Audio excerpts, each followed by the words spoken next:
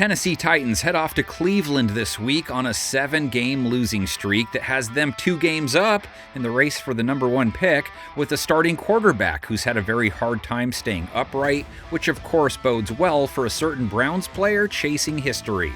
That's Kittle. Here's Purdy. McKivitz the block. Here comes Garrett. It's a sack. Myles Garrett, now 4 away from breaking the all-time single-season sack record after dropping Brock Purdy once. He has 19 in 12 games played. Just repeating it, Michael Strahan, 22.5 in 16 games played. TJ Watt, 22.5 in 15. Cam Ward, the type of quarterback who could let Garrett break it in his 13th. Ward took 3 more sacks last week, has been planted 48 times. No QB has been part of as many gardens in 2025. And Jacksonville bring it 4. Here he comes again. Hines Allen. Ward, one of 2 young quarterbacks in this game, trying to find their way before the year is over. Neither of these teams is playoff bound, of course. Ward only threw for 141 yards for a brutal 3.7 yards per attempt last week. Ward over the middle, and that's incomplete. Looking for DK. Not exactly the kind of follow-up he was looking for after having a nice game the week prior. Ward's counterpart, Shedeur Sanders, only threw for 8 more yards in his loss to San Francisco, 149 yards on a meager 6 per attempt, did at least throw for a touchdown to boost his rate to 93 for the game, has connected on plenty of long passes within the few attempts he's had in his 2 games. Gets a block, hit as he throws, caught wide open, thin and 5, touchdown! So which kid has a better chance to look better this week? Tennessee's secondary gave up 229 yards, 2 TDs to Trevor Lawrence, 8.5 yards per attempt, no interceptions, gave up a 111 rate to a dude who walked in with a 79 rating. Well, look at the pocket. He has all day. And then look at the confusion on the safety. Their play versus Lawrence fits their Jabba the Hutt body of work against the pass. The Browns secondary Ward takes on, tougher. Average-ish numbers against the pass for the year after holding Brock Purdy to 168 yards, under 6 yards per attempt, and 83 rating, so Cam's road to redemption a little steeper. Chased on the play. Mason Graham was there to the end zone and incomplete and aiming for Pearsall. Browns defense still gave up 26 points. That's 23 plus allowed in 4 of their last 5. To the end zone. Caught for the touchdown. Grabbed by Jawan Jennings. Titans defense gave up 25 points, so 25 plus allowed in 5 of their last 6. At the line of scrimmage, Spartan tries to go low, and Tootin easily gets into the end zone. So something has to give with one of these units. The 2 offenses involved combined for 11 points last week. Browns, 3 for 11 on 3rd down, no trips inside the 20, 8 points. So Tennessee's defense looking at an offense that has wobbled off the field with less than 21 points in all but 2 games. Got a block from Judkins, got a block from Robinson going deep. Oh, and he had Judy, but incomplete. Both these teams put up 24 points the week prior, too. Solid production for offenses of their ilk. Both returned to form week 13. Tennessee's only managing 3 points versus the Jags, exactly like Cleveland, as they have left work without scoring 21 points 10 of 12 shifts. Quarterback sneak. Ward throws incomplete. Boy. Only 1 pass catcher with more than 40 yards for either team last week. Harold Fannin, the one who caught Sanders' touchdown, with 44.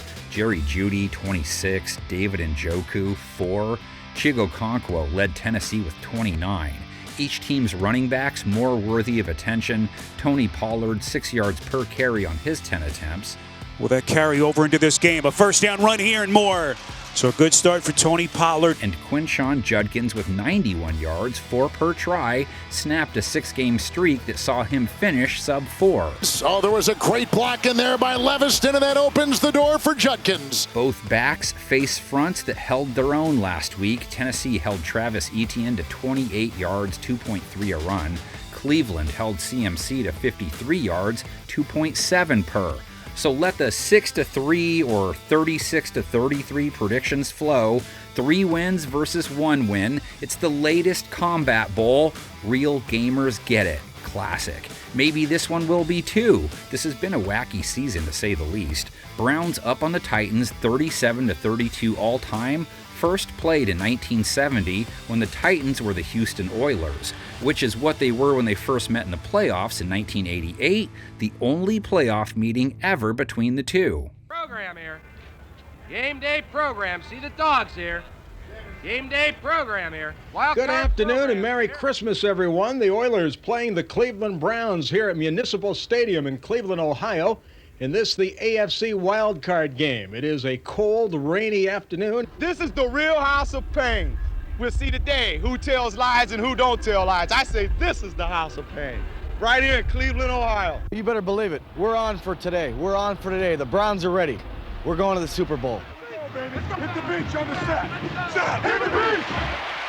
Strock fumbles the snap. Ball is loose. The Oilers have it at the 16-yard line. Don Strock going out on the first snap of the second quarter with a jammed wrist. This has been the house of rain and the house of pain today for both teams. And here is Mike Pagel, who was just activated 2 days ago in case of an emergency, and the emergency is at hand.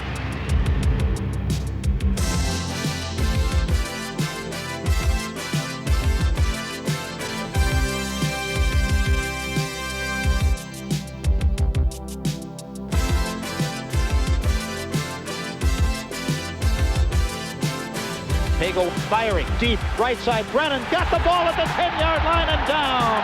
And Mike Pagel was on the money.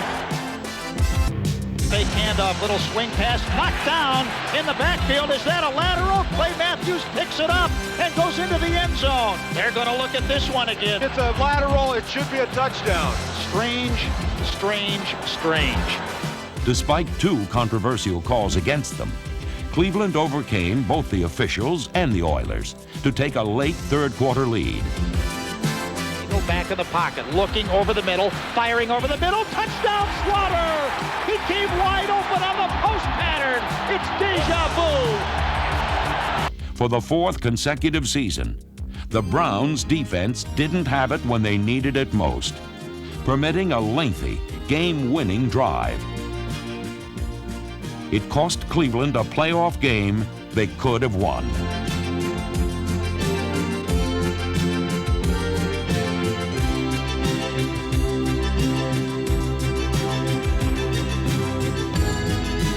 Though they never quit, Cleveland's painful path to the playoffs came to an end.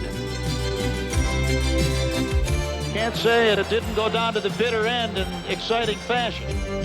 You consider that they went from Kosar to Danielson to Pagel to Strock to Kosar to Strock to Pagel. It's kind of remarkable they even came up at 10-6 and went on into the playoffs. We've come awfully close in the past 4 years, especially the two losses to Denver. It took a lot of heart out of the organization, but we had the resilience to come and bounce back. We want to make the final hurdle and get over that final hump and go the distance.